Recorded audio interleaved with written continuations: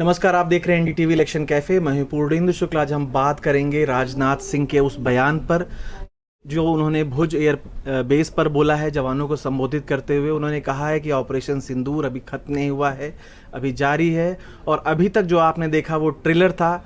समय आएगा हम पूरी दुनिया को पिक्चर दिखाएंगे। तो मुद्दा यही है, वो जो पिक्चर होगी, पूरी पिक्चर वो क्या होगी? क्या भारत पीओके के वापस लेने की तैयारी कर रहा है? क्या पीओके को वापस लेने का समय आ गया है? और समय आया है तो वो सही समय कब होगा जब वो दुनिया वो पिक्चर देखेगी? चर्चा हम शुरू करेंगे। पहले परिचय कराते हैं। सुमित सर हमारे साथ हैं, असीम सर, पीडी सर और मैंग सर हमारे साथ हैं। मैंग सर, सबसे पहले आपका जवाब। जो कह रहे हैं कि पिक्चर दिखाएंगे सही समय आने पे, वो क्या पिक्चर? क्या पीओके को वापस लेने की बात है? और वो सही समय कब आएगा? क्योंकि विपक्ष तो या बहुत सारे समर्थक तो जो सरकार से मांग कर रहे हैं, उनका तो कहना था सही समय यही है पीओके को वापस लेने का। 2-3 हेडलाइन देख लीजिए आज के अखबारों की, और उसके बाद जो हुआ है। एक हेडलाइन जो इंडियन एक्सप्रेस में था कि 2 डैम जो बना है उसको फ्लश करेंगे हर महीने, सफाई होगी उसकी। इसका मतलब उसका पानी खाली किया जाएगा, फिर भरा जाएगा। और ये जब भी इंडिया करता था तो पाकिस्तान इसकी शिकायत करता था। तो ये एकदम से कैलकुलेटेड मूव है कि समर का महीना है, इरिगेशन के लिए वाटर चाहिए, पीने के लिए पानी चाहिए, उसको चोक किया जाएगा। एक तो ये हो गया, एक हेडलाइन। दूसरा हेडलाइन जो एनडीटीवी में ही अखिलेश जी ने, हमारे सहयोगी अखिलेश जी ने, या कि 50,000 करोड़ एडिशनल एलोकेशन होगा डिफेंस के लिए। अब इस दोनों हेडलाइन से पाकिस्तान को डर तो लगा ही होगा। आप उस तो इसीलिए अब एजेंडा हमारा, और प्रधानमंत्री ने कह दिया है, रक्षा मंत्री ने इसको स्पेल आउट कर दिया है कि हम जो नेगोशिएट करेंगे वो इसी पे, पीओके पे करेंगे। बाकी किसी चीज़ पे बातचीत की जरूरत नहीं है। इसका मतलब एकदम से इंटेंशन साफ क्लियर है कि वही हमारा कब वाले में थोड़ा सा इंटरनेशनल मूड जो है ना, अभी ट्रम्प का मूड, उनके बयानबाजी से लग रहा है कि मूड थोड़ा गड़बड़ है, वो थोड़ा उनको कुछ देना पड़ेगा ट्रेड के लिए। तो वो सब जब माहौल बन जाएगा तो कब होगा, लेकिन क्या होगा ये एकदम से क्लियर है। अब एकदम से स्पेल आउट हो गया कि क्या होगा, कब होगा, वो थोड़ा सा वेट एंड वॉच करना पड़ेगा। असीम सर, ये पूरी पिक्चर से आशा क्या है और वो सही समय कब आएगा? देखिए, जो अब मोदी जी की लाइन उठाई जाए तो यही समय है, सही समय है बोलते हैं ना। तो इसमें क्या है ना, अगर पीओके की जो बात है ना, वो तो अब हमारी स्टेटेड पोजीशन है, पार्लियामेंट का रेजोल्यूशन है कि पीओके हमारा है, हमें वापस चाहिए। तो और इस बार पाकिस्तान ने एक और विंडो खोल दी उस हमारे आर्ग्यूमेंट में, जब उसने ये इंडस वाटर ट्रीटी पे जो इंडिया का एक्शन हुआ, उसके बाद उन्होंने कहा कि हम किसी समझौते को नहीं मानते, शिमला समझौते को भी नहीं मानते। तो वो एलओसी जो बनी थी वो शिमला समझौते के अंतर्गत ही बनी थी, जिसकी तहत पीओके पाकिस्तान के पास है। तो अब जब आप उस शिमला समझौते को नहीं मान रहे, मतलब आप उस एलओसी को नहीं मान रहे, तो घुस जाइए अंदर, है ना। तो फिर तो बॉर्डर ही है ना, जो ओरिजिनल बॉर्डर था 47 वाला इंडिया पाकिस्तान के बीच में, वो बॉर्डर ही है। फिर वो एलओसी का महत्व ख़त्म हो जाता है अगर आप शिमला समझौते को नकारते हैं। तो वो तो एक तरह से खुद ही निमंत्रण दे रहा है कि आप एलओसी को मत मानिए, जिस दिन मर्जी हो घुस जाइए। तो अब वो घुसने का टाइम कब डिसाइड करना है, वो नीतिकारों के हाथ में है। सुमित सर बताइए। क्या पूछिए? वो ट्रेलर दिखाया है अभी, ऑपरेशन सिंदूर जारी है, पिक्चर दिखाएंगे सही समय आने पे। क्या कहना चाहते हैं डिफेंस मिनिस्टर साहब? देखिए, 2016 में जब उरी हुआ और 2019 में बालाकोट हुआ, तब भी ऐसा ही माहौल बन गया था कि भारत पाकिस्तान के बीच अब बातचीत नहीं होगी, और तभी होगी जब पाकिस्तान आतंकवाद को ख़त्म करेगा।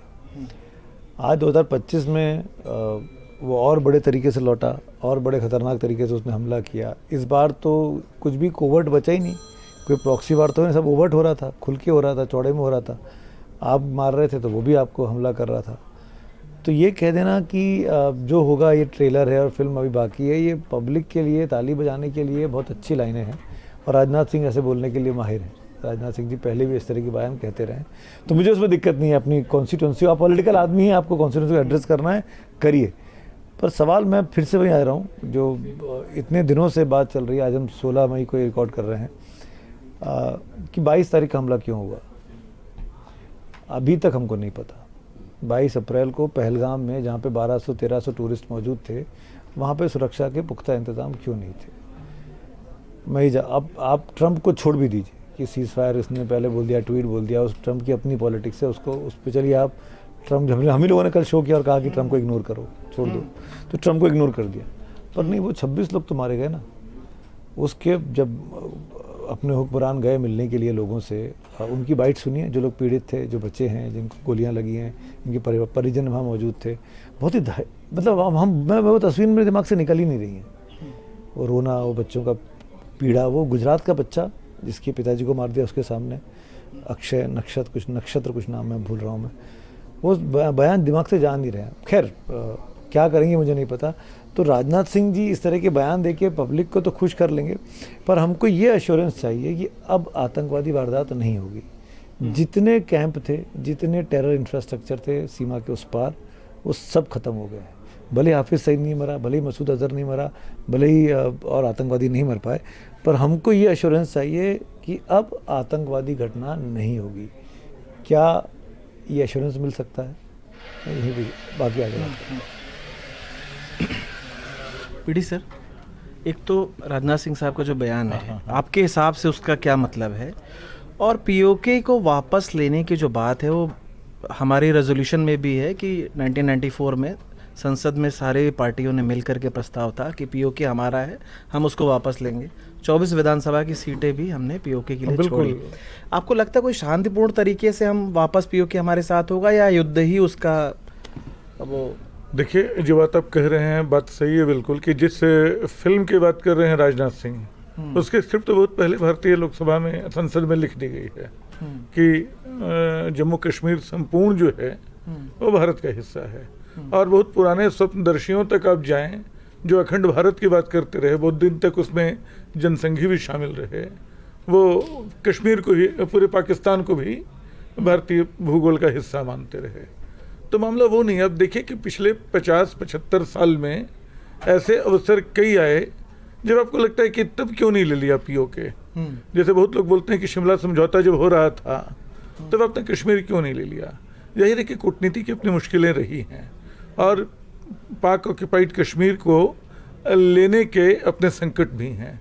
युद्ध का जो रास्ता है वो आसान रास्ता नहीं है। अच्छा, आतंकवाद को समूल नष्ट करने की बात जो होती है, ताकत से दुनिया में किसी भी हिस्से में, यानी इजराइल ने गाज़ा को ध्वस्त कर दिया, हमास की पूरी लीडरशिप लाइन के लाइन ख़त्म कर दी, वो प्रेत फिर निकल आया कहीं ना कहीं से, है ना। लिट्टे को 35,000 नागरिकों को मार दिया श्रीलंका सरकार ने, लेकिन अब भी वो आश्वस्त नहीं कि कहीं से उसका प्रेत निकल ना आए। पूरा पश्चिम एशिया का अनुभव, तमाम जगहों का अनुभव बताता है कि आप जितना जोर लगाते हैं, जितनी ताकत लगाते हैं संगठन के रूप में, तो आप किसी संस्था को ख़त्म कर सकते हैं, लेकिन वो जो टुकड़ा टुकड़ा उसके शीशे बचे रहते हैं, उसके किरचे बचे रहते हैं, वो लौट आते हैं। तो रास्ता फिर दूसरा होगा, वो रास्ता आपको सोचना होगा क्या होगा। शांति की वार्ता एक बात है कहने की, लेकिन उसके पहले जिसको मरहम लगाना बोलते थे, जिसको अटल जी ने इंसानियत और कश्मीरियत और जमहूरियत की बात कही थी, तो बेसिकली मूल बात वो है कि आपको लोगों के दिलों पे फाहा लगाना है। हिंदुस्तान जिस युद्धोन्मादी मुद्रा में आज दिखाई पड़ रहा है, मैं सरकार की बात नहीं कर रहा हूँ, क्योंकि सरकार के प्रतिनिधि जब अपनी ब्रीफिंग के लिए आते थे तो हमेशा बहुत संतुलित बोलते थे, उतना कमाल का संतुलन था, एक शब्द फालतू नहीं, एक टिप्पणी अतिरिक्त नहीं। लेकिन उसके समानांतर सोशल मीडिया में तो आप पता नहीं क्या क्या जीते जा रहे थे, आप कैसी भाषा बोल रहे थे। विजय मिश्री ने जब सीज फायर की घोषणा कर दी जो उनको करनी थी, तो उसके खिलाफ टूट पड़े आप, उसके परिवार को नहीं छोड़ा आपने। इस युद्धोन्मादी मुद्रा से पीओके लेना तो दूर, आप आतंकवाद को भी कश्मीर से मिटा नहीं पाएंगे। आपको कश्मीर को समझना होगा। धारा अनुच्छेद 376 में जब उसको हटाया गया 370 को, उसके बाद जिस तरह का बिहार यूपी में जश्न चला, वो लोगों के जख्म का मामला था, लोग जेल में थे, उनको सांत्वना देनी थी, धीरे धीरे वो मिल रहा था मलहम उनको। ये खुशी का माहौल कि हम तो वहाँ छठ मनाएंगे, वहाँ की लड़कियों से शादी करेंगे। तो बिहार यूपी के लिए कश्मीर एक चुनावी मुद्दा है, वो कश्मीर जाए चाहे न जाए, वो यहाँ से सुलगाते हैं। और फैजल ने कहा था, जो IAS अफसर था, कि टीवी चैनलों पे प्राइम टाइम की बहस होती है, कश्मीर 5 किलोमीटर पीछे खिसक जाता है। आपको ये समझना होगा कि फाहा लगाने का काम एक बहुत बारीक, बहुत महीन काम है। जब डॉक्टर नश्तर उठाता है तो घोंप नहीं देता है। अगर एक जख्म है शरीर में जिसके इलाज की जरूरत है, कल राजनाथ सिंह ने ही कुरुक्षेत्र को याद किया और कहा कि रुग्ण होता है शरीर तो उसका उपचार करना पड़ता है, लेकिन उपचार डॉक्टर के संयम से, उसकी सतर्कता से होता है। वो सतर्कता और संयम का क्या रास्ता होगा ये सोचना होगा। तो बहस अब ओपन है और हाँ बोले। एक वो पीडी सर के जो बड़े अच्छे आर्गुमेंट जो पीडी सर ने दिया उसी से आगे बढ़ा के उसमें जो जिस घाव लगाने की और जिसकी बात करी, तो मुझे लगता है कि आज की डेट में वो ज़मीन कश्मीर में एकदम तैयार है। क्योंकि इस पहलगाम के हमले के बाद जिस तरह का हमने आतंकवाद के खिलाफ गुस्सा देखा, एक आम कश्मीरी में, एक आम नागरिक में जिस तरह का गुस्सा देखा और जिस तरह से वोकल होकर के लोग बोल रहे हैं, तो वो दिखाता है कि कश्मीर जो है ना अब ऊब चुका है इस सब चीज़ों से। और इस वाली घटना ने उसका भी दिल दहला दिया है कि ये नहीं होना चाहिए इस तरह की चीज़ें। तो वो ज़मीन आज की डेट में तैयार है और वो अब लीडरशिप का ये है और बाकी देश का भी, क्योंकि जो जिस तरह के बताया कि 370 के बाद जिस तरह के जश्न उड़ते क्या था, तो वो लगता था कि पहले कश्मीर ही जीत लिया है हमने, पीओ के बाद में जीतेंगे उस तरह उस टाइम पे लगा बाकी देश को कि आज हमने कश्मीर जीत लिया है। तो वो उसको ना देख करके लगे कि लोगों के दिल जीत लिए हैं, लोगों को अपने साथ में जो है ना हमने इंक्लूसिव एक अप्रोच लेकर के चलना है। तो उसकी आज पृष्ठभूमि और ज़मीन जो है ना वहाँ पे तैयार है। इस पर अगर हम कामयाब हो गए इसको और आगे बढ़ाने में और टोटल जिसे कहते हैं actual integration of Kashmir with the rest of India, तो उसके नताइज हमको बहुत अच्छे आगे दिखेंगे। मयंक सर, जो वही बात जो पीडी सर से भी हो रही थी कि आप हमारा रेजोल्यूशन है, हमने हमेशा माना है, हमारा इंटीग्रल पार्ट है, हमें लेना ही लेना है। क्या शांति और बातचीत का भी रास्ता है या युद्ध ही उसका एक अंतिम वो है? और युद्ध है तो वो कितना चुनौतीपूर्ण है? बोलने में एक अलग बात है लेकिन एक्चुअल पिक्चर तो अलग होती है। मेरे ख्याल से 2-3 चीज़ होना। अब आईएमएफ के लोन की बात हो रही है ना कि आईएमएफ ने लोन दे दिया, उसका अमाउंट देखिए $2.1 बिलियन, मतलब 10,000 करोड़। 10,000 करोड़ हमारी जो निफ्टी की कंपनियां हैं उसमें से बहुत कंपनी है, जैसे एसबीआई का ऑब्सीन अमाउंट है। मतलब एसबीआई जैसे कंपनी का तो क्वार्टरली प्रॉफिट उतना होता है, तो उस अमाउंट को, वो बहुत छोटा अमाउंट है जो पाकिस्तान को आईएमएफ से मिला है। हमको वाटर डिप्लोमेसी, हमको लगता है कि हमने अच्छी शुरुआत की है, उसको अगर टाइटन करें, उसके साथ साथ अब कैसे होगा, कोवर्टली होगा, ओवर्टली होगा, पाकिस्तान के लीडरशिप जो हैं, खास करके मिलिट्री लीडरशिप को कैसे आइसोलेट किया जाए लोगों से, इसके लिए प्रोपेगेंडा वॉर शुरू कर देना चाहिए। जैसे आज हम इकोनॉमिस्ट में पढ़ रहे थे कि ग्लोबल नैरेटिव को सेट करने के लिए पहले वेस्ट और बाद में अमेरिका ने लीडरशिप ली और उसने उसके सारे पब्लिकेशन एक तरह के नैरेटिव को पुश करता है पूरी दुनिया में। पिछले कुछ सालों से उसको क्रेडिबल चुनौती, एकदम सच में दिख रहा है क्या कि चुनौती मिल रही है चाइना से और रसिया के ग्लोबल नैरेटिव सेट करने के तरीके से। हमको भी कुछ इसी तरह का करना चाहिए कि हम ऐसा नैरेटिव बनाएं जो पाकिस्तानियों को लोगों को लगे कि हमारे हित की बात कर रहा है, लेकिन वहाँ के हुक्मरान को टारगेट करे।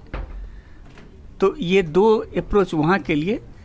और इन्होंने बड़ी अच्छी बात कही कि कश्मीर में सच में बहुत टेलर मेड माहौल है अभी।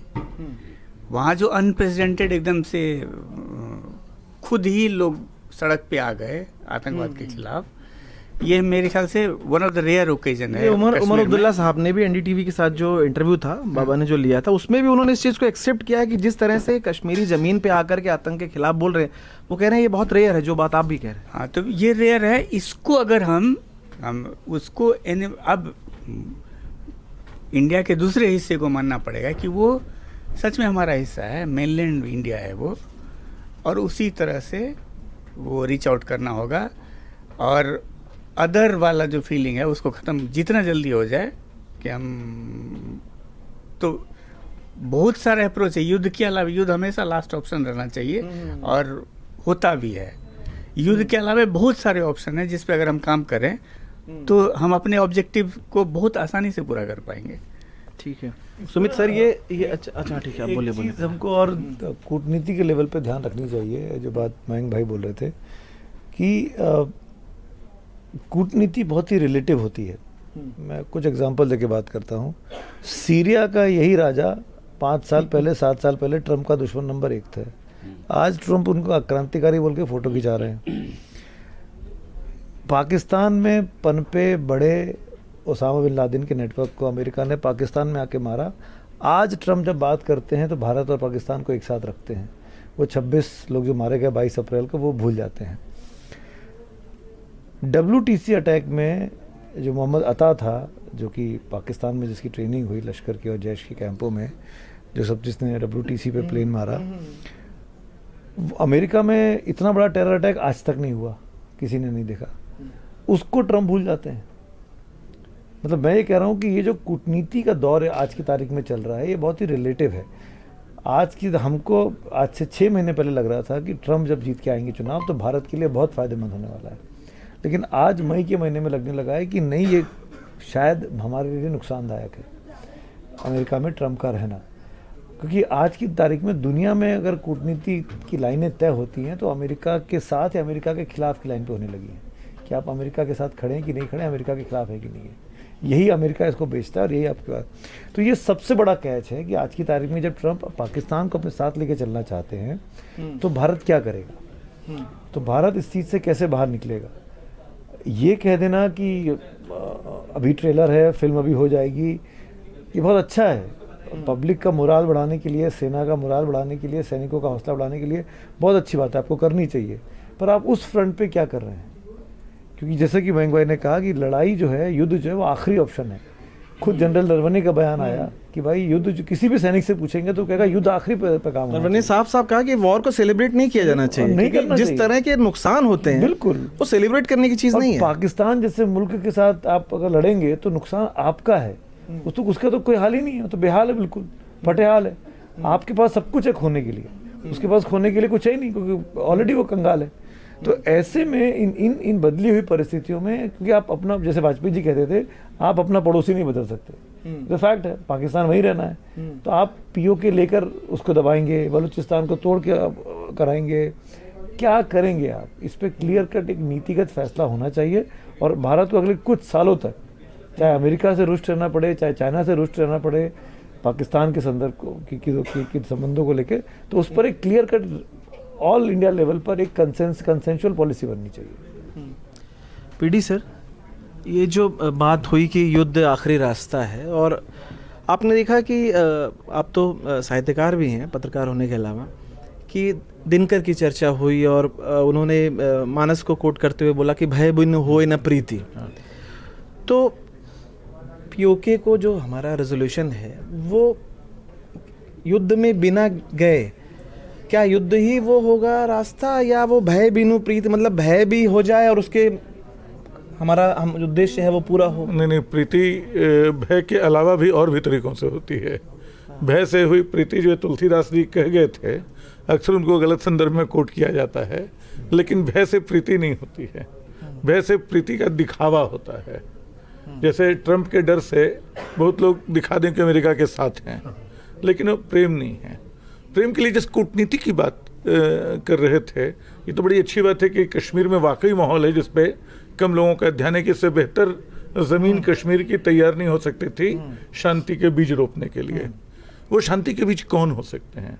देखिए, उसमें भारत, पाकिस्तान और कश्मीर का साझा अतीत बड़ी मदद कर सकता है। हम लोगों के बीच साझा तार इतने ज़्यादा हैं कि आप उनको नज़रअंदाज नहीं कर सकते हैं। दोनों अभी जब YouTube चैनल सब बैन हुए तो बहुत सारी महिलाएं मायूस हो गई कि दोपहर को पाकिस्तान के सीरियल देखा करती थीं कि बंद हो गए यार वो। तो पाकिस्तान के सीरियल, पाकिस्तान के गायक, मतलब नुसरत फ़तेह अली ख़ान को अब भी हम लोग सुन लेते हैं, वो लोग भी लता मंगेशकर को सुन लिया करते होंगे। किताबें साझा हैं इंतजार हुसैन की, और तो और अभी पाक ऑक्यूपाइड कश्मीर में फरहाद नाम के एक शायर को गायब कर दिया गया, आर्मी ने गायब कर दिया POK में। माना जा रहा है कि उसको मार दिया, जो अपने आप में बड़ा क्रांतिकारी किस्म का शायर था। और उसको लेके जो थोड़े बहुत बुद्धिजीवी हैं भारत में भी आवाज़ उठा रहे हैं। तो ये जो साझा आवाज़ें हैं, देखिए, जो बांटने वाली राजनीति होती है सबसे पहले दीवार खड़ी करती है, वो युद्ध को इकलौती संभावना की तरह पेश करती है कि हम तो क्रिकेट भी नहीं खेलेंगे, हम तो फिल्म भी नहीं बनाएंगे, जबकि ये पुल अगर बनते रहें तो अपने आप बहुत सारी लकीरें मिट जाती हैं। धारा 370 अनुच्छेद 370 जो था, माना जाता था कि अपने आप अप्रासंगिक हो जाएगा, लोग आएंगे जाएंगे, नाता जुड़ेगा, तो जो जुड़ता भी था। 70s के दशक तक वहाँ फिल्में शूट होती थीं और किसी को पता नहीं था कि ऐसा कोई विवाद है। वो विवाद पैदा हुआ पीओके में भी। मतलब जो सिचुएशन है उससे उबरने के 2-3 तरीके। एक तो जो जनमत तैयार करने का काम है दुनिया भर में, ये बताने का कि वहाँ मानवाधिकारों का कितना भयावह उल्लंघन हो रहा है। हाँ, पीओके में वहाँ किस तरह वहाँ के लोग भारतीयों के मुकाबले बड़ी बुरी हालत में रह रहे हैं। तो ये पता चलेगा कि नागरिकता की जो कीमत होती है एक बड़ी चीज़ होती है, और आपका साझा अतीत आपको याद दिलाता रह सकता है कि असल में आपकी जड़ें तो वहाँ हैं। तो इस साझा अतीत के बीच आवाजाही जितनी हो, उसके रास्ते वही हैं। आपके पास बहुत सारी कहानियाँ हैं, बहुत सारी कविताएं हैं, इतिहास के बहुत सारे पन्ने हैं, जिनको पलटते हुए आप एक गली, एक खिड़की खोल सकते हैं जहाँ से थोड़ी हवा जाए और थोड़ा रास्ता बने। युद्ध जो है, युद्ध करना आसान काम नहीं है।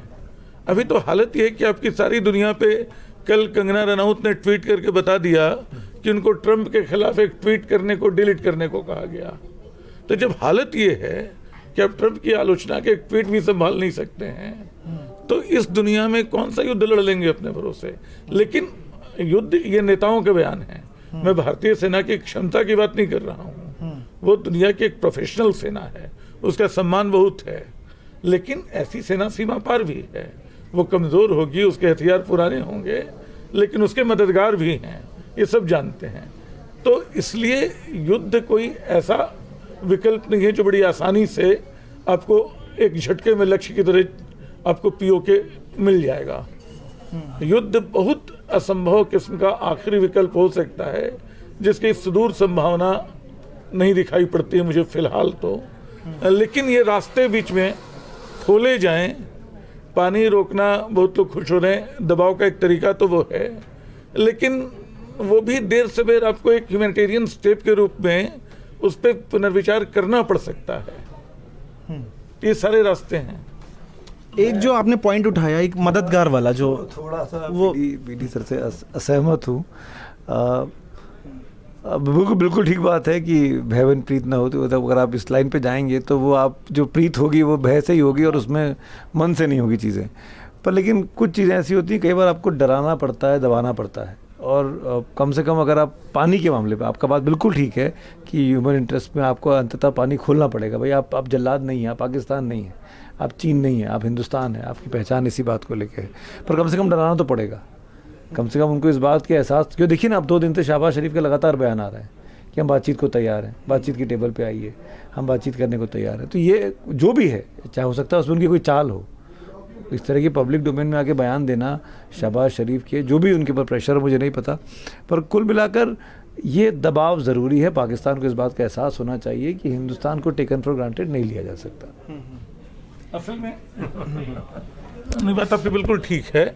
मुझे बस एक बात की ओर ध्यान खींचना चाह रहा था मैं, कि कई बार पाकिस्तान की सरकार और पाकिस्तान की सेना दोनों अलग अलग दिखाई पड़ते हैं। और मैंने पाया कि जो राजनेता पाकिस्तान के थोड़े बुद्धिमान हो जाते हैं, जो सोचते हैं कि सेना से अलग हो, वो भारत के साथ अच्छे रिश्तों की बात करते हैं। जैसे बेनज़ीर अपने बाद के दौर में, शुरू में मुझे याद है कि उनके भाषण होते थे जग जग मोमो हन हन, जगमोहन को काटने की बात करने वाली। बाद में भारत से अच्छे रिश्तों की वकील होने लगी थी।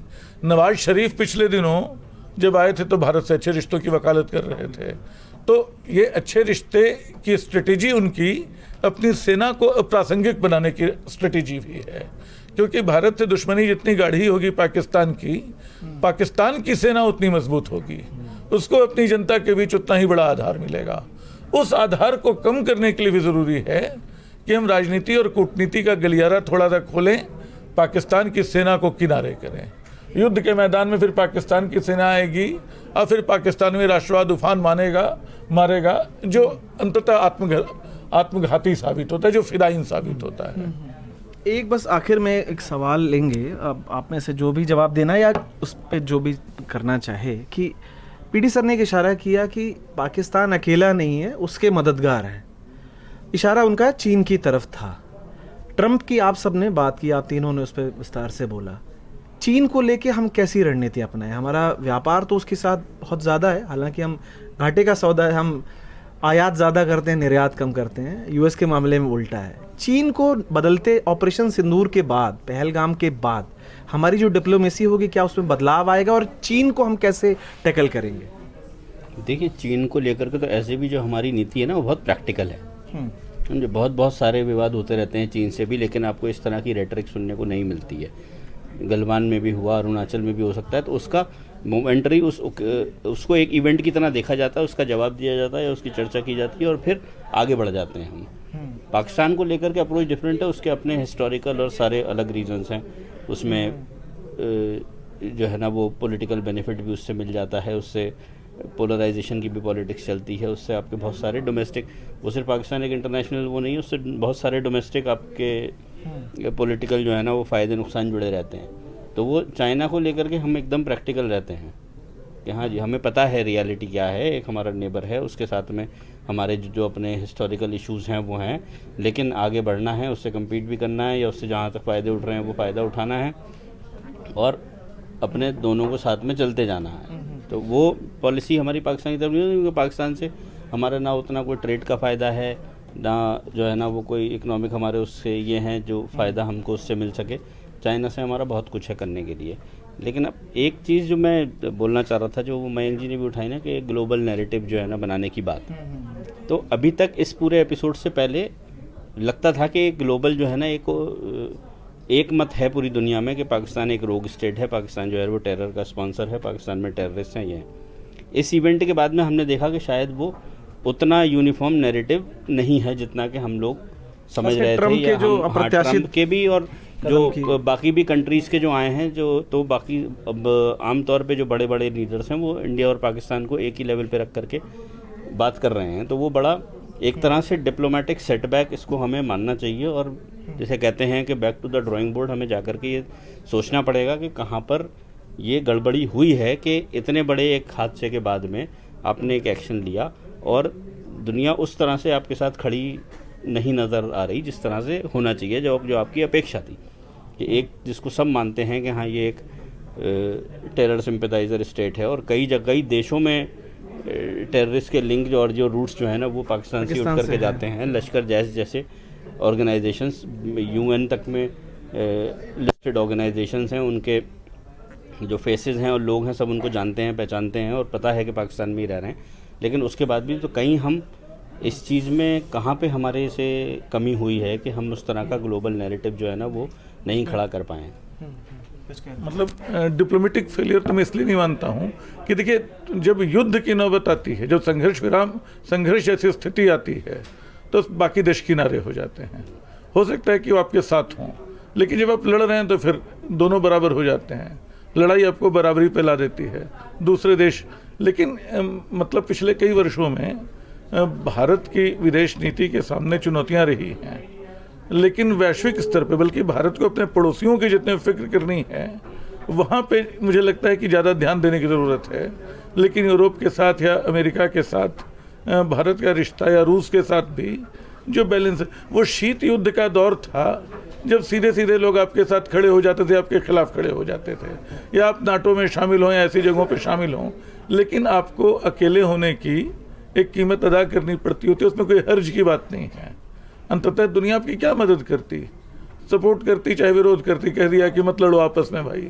ये सीधा साधा सुरक्षित रास्ता होता है जो किसी भी युद्ध में कोई भी अपनाता है कि आप मत लड़िए। रूस और यूक्रेन का वार हुआ, यूक्रेन को तो मतलब रूस के आगे उसकी कोई हैसियत नहीं थी, लेकिन जो भी मोदी भी वहाँ जा रहे हैं तो जो रूस को बोल रहे हैं वही यूक्रेन को बोल रहे हैं।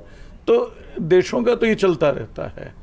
ज़्यादा बड़ा सवाल यही है कि क्या मतलब हमने दुनिया को अवसर दे दिया कि वह हमें एक साथ देखे, इससे बचने की जरूरत थी। ठीक है, तो आज की चर्चा में इतना ही। मिलते हैं कल किसी और विषय के साथ, तब तक के लिए नमस्कार।